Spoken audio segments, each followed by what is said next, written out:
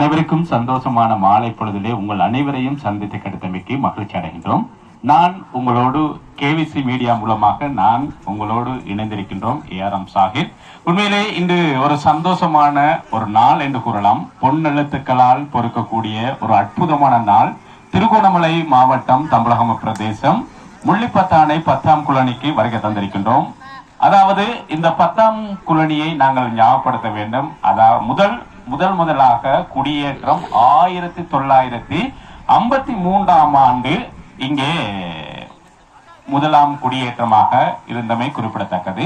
10ஆம் குளனி அதாவது பறைய பாஞ்சான் என ஆரம்பிக்கப்பட்டு 1953ஆம் ஆண்டளவிலே சாலியபுர கிராமத்தில் முதலாக பாடசாலை ஆரம்பிக்கப்பட்டிருந்தது.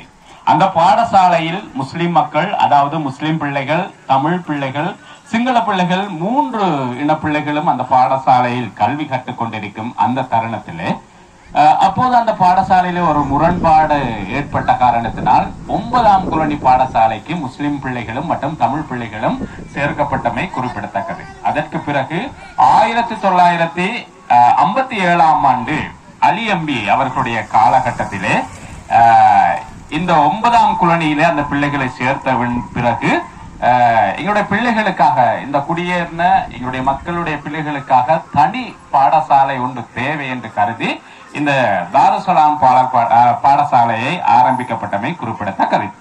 அதாவது எங்களுடைய அப்போது இருந்த எங்களுடைய மனாப் சேமன் என்றால் அவர் வெள்ளமணையில் இருந்து உங்களுக்கு காணி இங்கே திறப்பட்டிருக்கின்றது, எனவே இங்கு குடியேற்றப்பட்டிருக்கின்றது, எனவே உங்களுடைய பிள்ளைகளுக்காக பாடசாலை ஒன்று நாங்கள் அமைத்து தர இருக்கின்றோம் என்று அவருடைய முயற்சியினால், இந்த ஏற்பாட்டினால் இந்த தாருசலாம் மகாவித்தியாலயம் ஆரம்பிக்கப்பட்டது. 1959ஆம் ஆண்டு அல்லக்ஸா விளையாட்டுக் கழகம் உருவாகி அதற்கு பிறகு எங்களுடைய பகீர் தன்பி என்பவருடைய அந்த காணியில் விளையாட்டு தளம் முதலாக அமைக்கப்பட்டமை குறிப்பிடத்தக்கது. அதற்கு பிறகு எங்களுடைய 1967ஆம் ஆண்டு இந்த இடம், இந்த மைதானத்தை பொறுத்தளவிலே பனிச்சம் காடு, அதே போன்று விண்ணங்கு மரம், மற்றது இத்தி மரம் போன்ற காடுகள் இந்த மைதானத்தில் இருந்தமை குறிப்பிடத்தக்கது.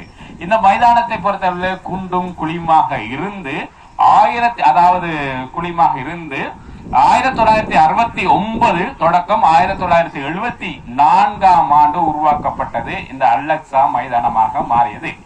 பிறகு தாருசலாம் மைதானமாக மாற்றம் பெற்று 1967 தொடக்கம் 2025ஆம் ஆண்டு வரை இந்த தாருசலாம் மைதானமாக இந்த மைதானம் மாறிவிட்டமை குறிப்பிடத்தக்கது. தற்போது இந்த மைதானம் ஆரம்பிக்கப்பட்டு 24 வருடம் பூர்த்தியாகியது என்று குறிப்பிடலாம். அதற்கு பிறகு 1977ஆம் ஆண்டு எங்களுடைய அலெக்சா விளையாட்டுக் கழக வீரர்களை நாங்கள் பழைய சாதனையாளர்களை ஞாபகப்படுத்த வேண்டும். எங்களுடைய அப்துல் சமது அவர்கள் கோல் காப்பாளராக இருந்தமை குறிப்பிடத்தக்கது. சையத் அலி மற்றும் தாகிர், முஸ்தகீன், சனூஸ், ரஃபீக், ஜமால்தீன், ரெசாக் கபூர் மற்றும் ரெசாக் முத்தலிப் சைன், இப்படிப்பட்ட சாதனையாளர்கள் 1977ஆம் ஆண்டு இந்த அலெக்சா மைதானத்தில் விளையாடிந்தமை குறிப்பிடத்தக்கது. அதற்கு பிறகு 1990-92ஆம் ஆண்டு காலகட்டத்திலே இந்த மைதானத்தில் விளையாடி தேசிய ரீதியில் சென்ற வீரர்களும் இந்த மண்ணில் பிறந்திருக்கின்றார்கள். இப்படிப்பட்ட பல சாதனையை பிடித்த இந்த மைதானத்தில் இன்று ஒரு மிக பிரம்மாண்டமான உதைப்பந்தாட்ட நிகழ்வு எங்களுடைய அல்லக்ஸா விளையாட்டுக் கழக இப்ப இருக்கும் இளைஞர்கள் ஏற்பாடு செய்திருக்கின்றார்கள். இந்த ஏற்பாடு மிக மிக பிரம்மாண்டமாக இருக்கின்றது. எனவே இந்த விளையாட்டு நிகழ்வு எங்களுடைய இளைஞர்களை நாங்கள் மீண்டும் பாராட்ட வேண்டும். ஏனென்றால் இந்த மைதானத்தில் பல நாட்களுக்கு பிறகு இப்படி ஒரு சிறப்பான உதைப்பந்தாட்ட நிகழ்வை ஏற்பாடு செய்திருக்கின்றார்கள். எனவே அவர்களை நாங்கள் மீண்டும் பாராட்டி இன்னும் சொற்ப நேரத்திலே இந்த நிகழ்வை நாங்கள் நேரலை மூலமாக, கேவிசி மீடியா மூலமாக உங்களுக்காக இந்த நிகழ்வை தர இருக்கின்றோம். எனவே தொடர்ந்து எங்களோடு பயணித்துக் கொள்ளுங்கள். நன்றி.